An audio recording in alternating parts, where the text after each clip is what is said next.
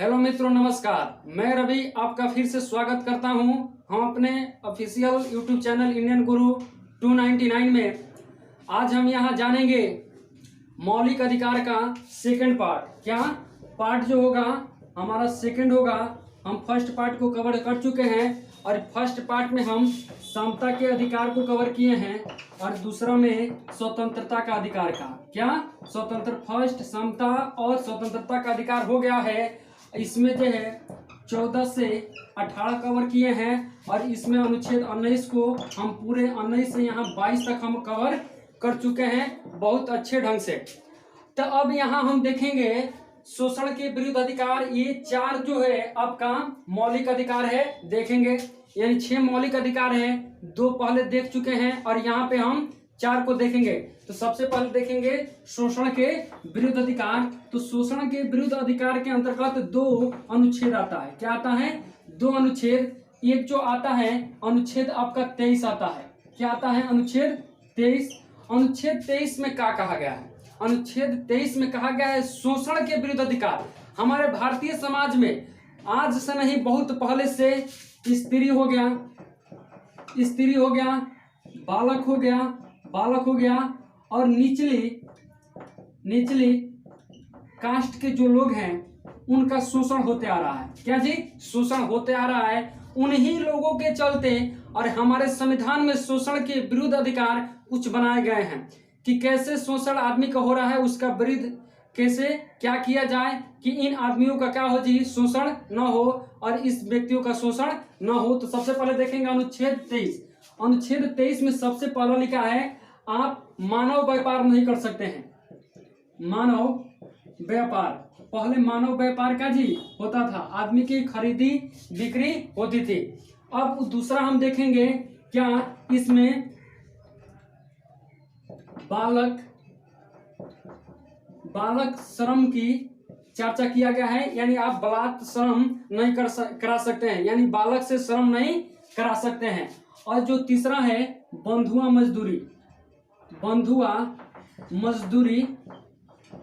मजदूरी आप किसी से नहीं करा सकते हैं और ये आप अगर करते हैं तो आप दोषी पाए जाएंगे और आप पे कानूनी कार्रवाई होगी। मानव व्यापार नहीं करना है, आप छोटे बच्चों से आप मजदूरी नहीं करा सकते हैं और बंधुआ मजदूरी उनके पिता ऐसे करके आप मजदूरी वो नहीं करा सकते हैं। तो ये किस में लिखा गया है? अनुच्छेद 23 में ये 3 बात की जिक्र की गई है। अब देखेंगे अनुच्छेद 24। क्या? अनुच्छेद 24 यानी 23 से 24 क्या है जी? 23 से 24 क्या है? शोषण के विरुद्ध अधिकार है। तो अनुच्छेद अब हम 24 देखेंगे तो अनुच्छेद 24 में कहा गया है कि 14 वर्ष से कम उम्र के बच्चों को आप फैक्ट्री में काम नहीं करा सकते हैं। 14 वर्ष से कम उम्र के बच्चों को आप फैक्ट्री में काम नहीं करा सकते हैं। ये किस में लिखा गया है जी? अनुच्छेद 24 में। और इसको याद करना भी आसान है क्योंकि देखिएगा यहाँ 24 है, यहाँ 14 है, मात्र 10 का फर्क है। 14 24 एक जैसा है, ऐसे याद कर सकते हैं कि किस अनुच्छेद में कहा गया है कि 14 वर्ष से कम उम्र के बच्चों को आप किसी फैक्ट्री में काम नहीं करा सकते हैं। तो वह है आपका अनुच्छेद 24 है। अब हम देखेंगे धार्मिक स्वतंत्रता का अधिकार। तो ये देखते हैं धार्मिक स्वतंत्रता का अधिकार किसमें है, कितना अनुच्छेद इसमें है। तो देखिएगा धार्मिक स्वतंत्रता का अधिकार जो है 25 से 28 है। तो हम यहाँ अनुच्छेद 25 को देखेंगे। किसको देखेंगे? अनुच्छेद 25 को। अनुच्छेद 25 क्या कहता है? कोई भी व्यक्ति किसी भी धर्म को मान सकता है, किसी भी धर्म को मान सकता है, आचरण कर सकता है, प्रचार प्रसार कर सकता है। यानी अनुच्छेद 25 कहता है कि कोई भी व्यक्ति किसी भी धर्म को मान सकता है, आचरण कर सकता है, प्रचार प्रसार कर सकता है, लेकिन इसका कारण है कि वह अगर हमारे समाज के लिए घातक हो, वह हमारे समाज के लिए अच्छा न हो, तो उस पे राज्य सरकार या केंद्र सरकार उस पे कानून बना सकती है कि इन तरीकों से आप क्या कर सकते हैं, धर्म परिवर्तन नहीं कर सकते हैं। और दूसरा बात यह है कि आप जबरन किसी व्यक्ति को, दूसरे व्यक्ति को धर्म परिवर्तन नहीं करा सकते हैं। आप अपने लिए हकदार हैं, अपना चाहेंगे तो धर्म परिवर्तन कर सकते हैं, किसी भी धर्म को मान सकते हैं, उसका आचरण कर सकते हैं, उसका प्रचार प्रसार आदि सब आप काम को कर सकते हैं। उसके बाद से आता है अनुच्छेद 26। देखेंगे, क्या देखेंगे जी? अनुच्छेद 26 में क्या कहा गया है? अनुच्छेद 26 में कहा गया है कि जिस धर्म में आप हैं उस धर्म का प्रबंधन करना, प्रबंधन या प्रबंधक या प्रबंधन, तो प्रबंधन करने की आपकी क्या है जी? स्वतंत्रता है। उस धर्म के अनुयायी हैं, जो लोग मानने वाले हैं, उनसे आप पैसा कलेक्ट कर सकते हैं, पैसा ले सकते हैं और उस धर्म के विकास के लिए आदि काम आप कर सकते हैं और उस धर्म को प्रोत्साहित कर सकते हैं। ये किस में लिखा गया है? अनुच्छेद 26 में। उसका प्रबंधन यानी मैनेजमेंट करना किस में लिखा गया है जी? अनुच्छेद 24 में। आप जिस भी धर्म को मानते हैं उस धर्म के अनुयायी और मानने वाले से आप चाहेंगे तो सहयोग ले सकते हैं और उन्हीं से लेना है जो देना चाहते हैं, जो नहीं देना चाहते हैं उससे आप जबरन नहीं ले सकते हैं। ये किस में लिखा गया है जी? अनुच्छेद 26 में लिखा गया है। अब हम देखेंगे अनुच्छेद 27। क्या देखेंगे जी? अनुच्छेद 27। अनुच्छेद 27 में कहा गया है कि कोई भी राज्य या केंद्र सरकार, कोई भी राज्य या केंद्र सरकार ऐसी कोई कर नहीं लगाएगी जिससे किसी एक निजी धर्म को प्रोत्साहन मिले, उसका बढ़ोतरी हो, किसी भी धर्म का, चाहे वह सनातन धर्म हो, चाहे इस्लाम हो, चाहे सिख हो या बौद्ध हो। इसके लिए कोई भी केंद्र सरकार या राज्य सरकार निजी कर नहीं लगाएगी। ये किस में लिखा गया है जी? अनुच्छेद 27 में लिखा गया है। यानी कर नहीं लगाएगी, यानी किसी एक धर्म को क्या हो, उसमें प्रोत्साहन हो, एक धर्म आगे बढ़े, उसमें नहीं लगाएगी। अब उसके बाद है, हम देखेंगे 27 हो गया। अब अनुच्छेद 28 क्या है? अनुच्छेद 28। तो अनुच्छेद 28 में क्या कहा गया है?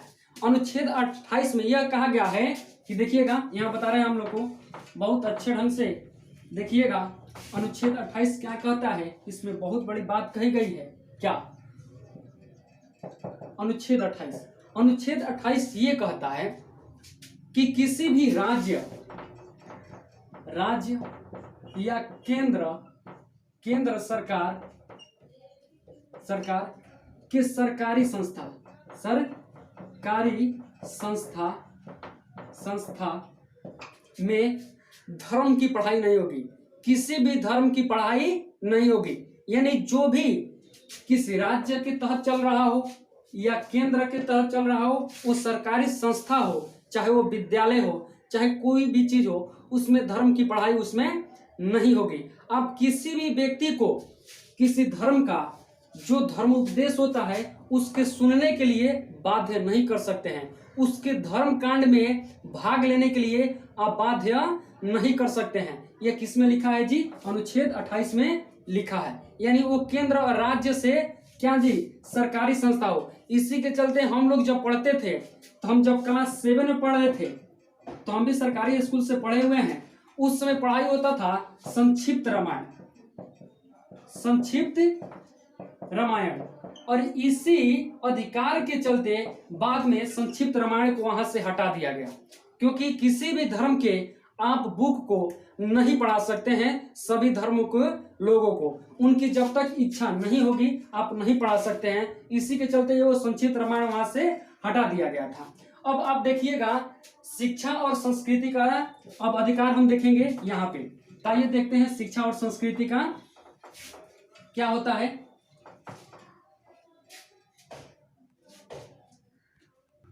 अब हम यहाँ देखेंगे क्या शिक्षा और संस्कृति का अधिकार, ये है 29 और 30 में। 29 ये आपका अनुच्छेद क्या आ जाएगा? अनुच्छेद 29 आ जाएगा, अनुच्छेद क्या आ जाएगा? 30 आ जाएगा।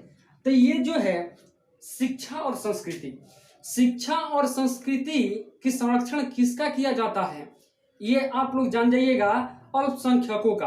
क्योंकि जिसकी जनसंख्या कम होती है उसकी शिक्षा और संस्कृति का रक्षा करना एक सरकार की परम कर्तव्य होती है।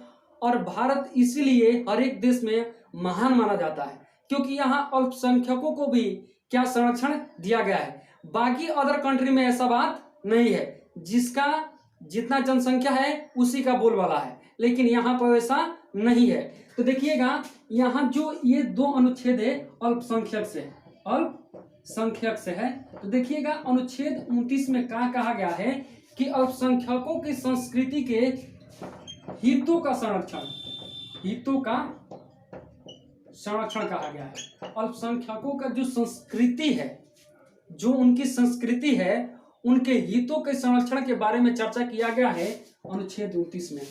और अनुच्छेद 30 में उनके संस्कृति का क्या, संस्कृति का शिक्षा की बात कही गई है, शिक्षा की बात कही गई है, यानी बात होगी। इसी के चलते हमारे देश में हर एक धर्म का चैरिटी, मिशनरी, मंदिर आदि चलता है।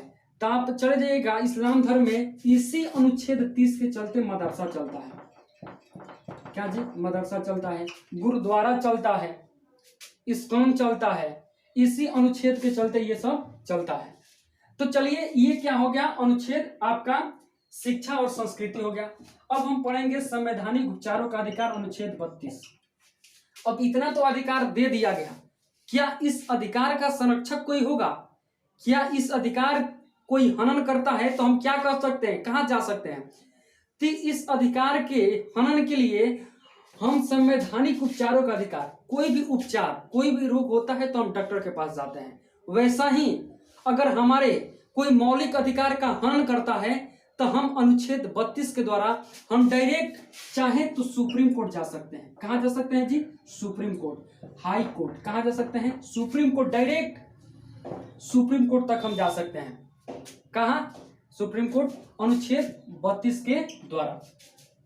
और यही क्या करता है, संवैधानिक उपचारों का अधिकार, यानी ये करता है कि हमारे अगर मौलिक अधिकारों का हनन होता है तो इसमें संवैधानिक उपचारों अनुच्छेद 32 में कहा गया है कि उसके हम हनन के लिए डायरेक्ट सुप्रीम कोर्ट का दरवाजा खटखटा सकते हैं। और यही अनुच्छेद 32 में लिखा हुआ है। और यहाँ हमारा आके जो होता है मौलिक अधिकार, मौलिक अधिकार खत्म होता है। ये वीडियो आपको कैसा लगा? अगर अच्छा लगा है तो हमारे YouTube चैनल इंडियन गुरु 299 को सब्सक्राइब करें, जरूर करें। जय हिंद, जय भारत।